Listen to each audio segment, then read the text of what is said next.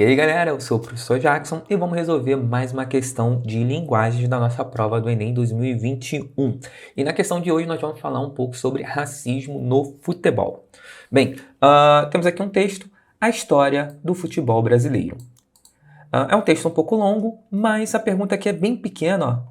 O texto atribui o enfraquecimento do mito da democracia racial no futebol a. Então não tem jeito, a gente vai ter que ler o texto porque ele quer saber como o texto atribui esse enfraquecimento, ao que ele está relacionando. Existe um mito da democracia racial, e alguma coisa está enfraquecendo esse mito, certo? O que está enfraquecendo esse mito? Então isso está no texto, a gente vai ter que ler o texto. Vamos lá. A história do futebol brasileiro contém, ao longo de séculos, registros de episódios racistas. Está afirmando. Eis o paradoxo.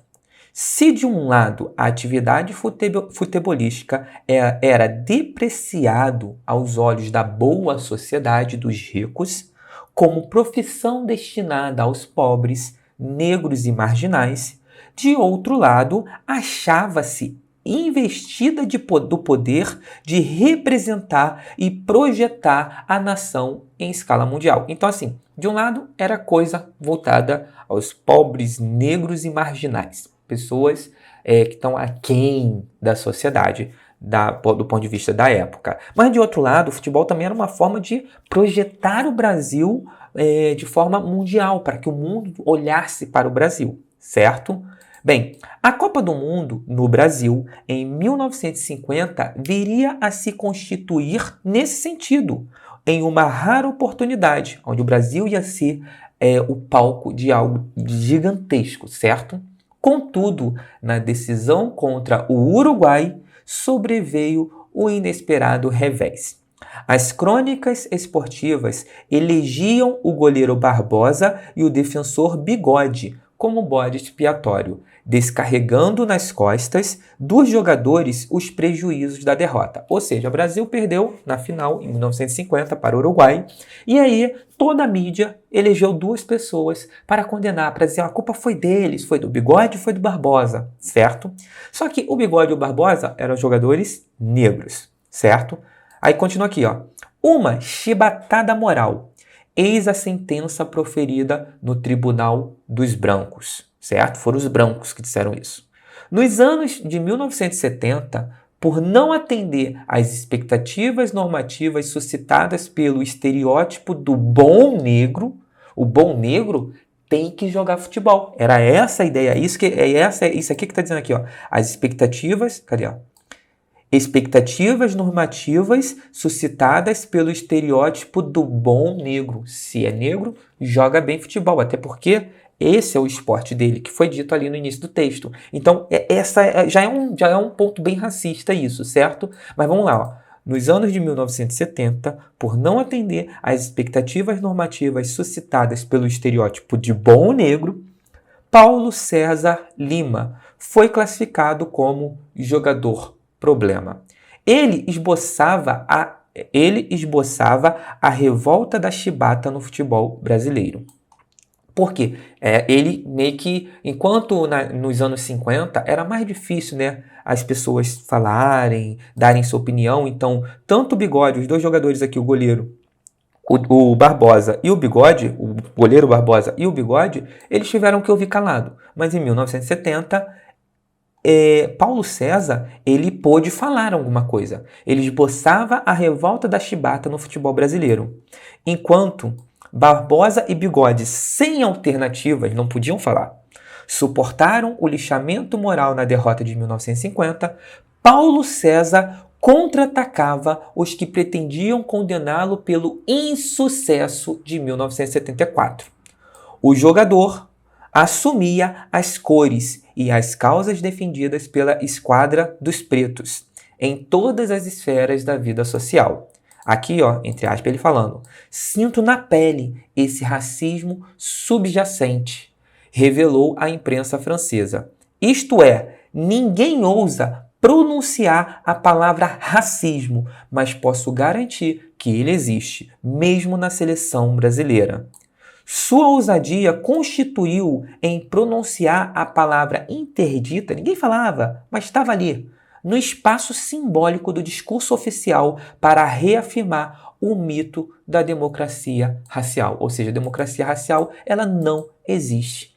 Ali, no caso aqui, dentro do futebol. Onde, na prática, o futebol era visto pela sociedade branca uma alternativa para os negros, pobres e marginais. Certo? Bem, agora vamos lá. O texto atribui o enfraquecimento do mito da democracia racial no futebol a... Bora lá. Responsabilização de jogadores negros pela derrota na final da Copa de 1950. Não é essa opção. Parece muito. Se você estiver fazendo a prova muito rápido, você marcaria a letra A. Responsabilizou dois negros, né, pela derrota na Copa de 1950. Mas por que não é a letra A? Porque um caso isolado. Se você tem um caso e você não conhece toda a história, por exemplo, poderia Barbosa e Bigode ter sido os piores jogadores da Copa e por isso estavam responsabilizando ele, ou estavam responsabilizando ele só por serem negros? Então, a gente não sabe, a gente não tem como afirmar com um caso, e além do mais, lendo apenas um texto. A gente precisaria de mais informação para poder marcar a letra A. Então, você não pode pegar um caso, sendo que o texto citou dois. Então, esse é um ponto. Pelo fato do texto ter citado dois casos, aí a gente pode mostrar uma recorrência de sempre marcar o negro como sendo o problema na seleção. Mas não podemos pegar só a Copa de 1950, embora já tenha sido sim um caso de racismo, ok? E o texto ele utiliza dois, certo?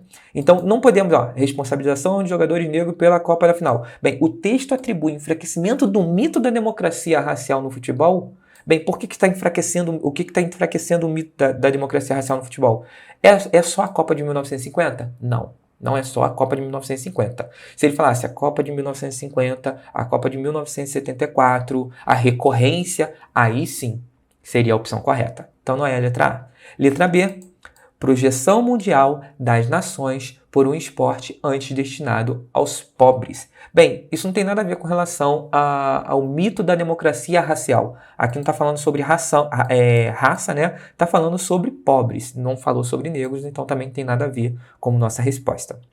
Bora lá? Depreciação de um esporte associado à marginalidade. Bem, não há uma depreciação do esporte, ao contrário. No início, o texto mostra que tem sim essa visão de que o esporte, o futebol, era voltado para os marginais da sociedade, aqueles que vivem à margem da sociedade, né? Chamado de marginais, ou aos negros, ou aos pobres, mas ele enfatiza que depois o esporte ele é visto como uma forma de projetar toda uma nação, fazer o Brasil ser reconhecido por todo o mundo, ser conhecido por todo o mundo. Então, ele cita algumas coisas ruins, mas ele não coloca como se num contexto depreciativo, tentando diminuir o esporte, ok?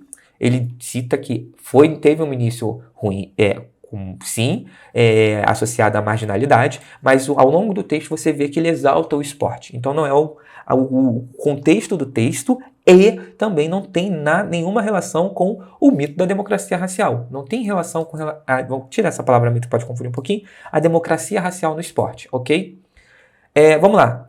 Interdição da palavra racismo no contexto esportivo. Bem, essa é uma como é que se fala? É uma alternativa que você tem que digerir ela um pouco melhor.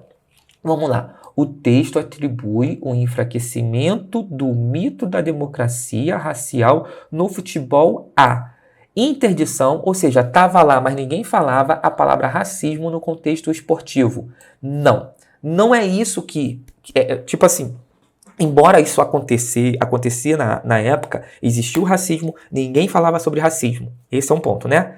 Não era isso que enfraquecia, que acabava com a democracia racial, com esse mito que mostrava que não existia democracia racial. Ao contrário, o fato de ninguém falar reforçava esse mito da democracia racial. Todo mundo acreditava que havia essa democracia, porque ninguém falava racismo. Não falando, vocês estão sendo racistas. Ninguém falava isso, embora tivesse ali no ar, vamos colocar dessa maneira. Então ninguém falar sobre, ou ninguém utilizar a palavra racismo no contexto esportivo favorecia esse mito de que existia democracia racial.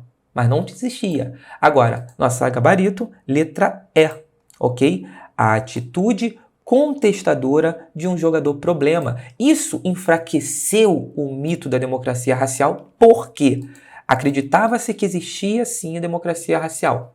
Acreditava-se, todo mundo sabia que não, que era um mito, mas ter um jogador com a atitude de falar, de expor, de colocar ali, de dizer a palavra racismo, ó, vocês estão sendo racistas, isso é racismo, isso não tem lógica, eu não joguei mal. Ele teve a oportunidade de falar, certo? E quando ele falou, muitas pessoas começaram a contestar e pensar assim, poxa, será que realmente o Bigode e o Barbosa eram os responsáveis? Será que eles não jogaram bem? Eles jogaram bem toda a Copa e só no último partida talvez jogaram mal? E aí a gente aproveitou essa situação por eles serem negros e criticamos eles? Então, quando foi dita a palavra, ó, vocês estão sendo racistas, quando o jogador teve a atitude contestadora, não que o Bigode e o Barbosa não queriam, mas pela época de 1950, 20 anos atrás, a oportunidade era muito menor de falar, ainda mais sendo negro, num contexto muito mais racista. Não que o racismo tenha sumido em 1970, mas ele teve um pouco mais de liberdade de falar.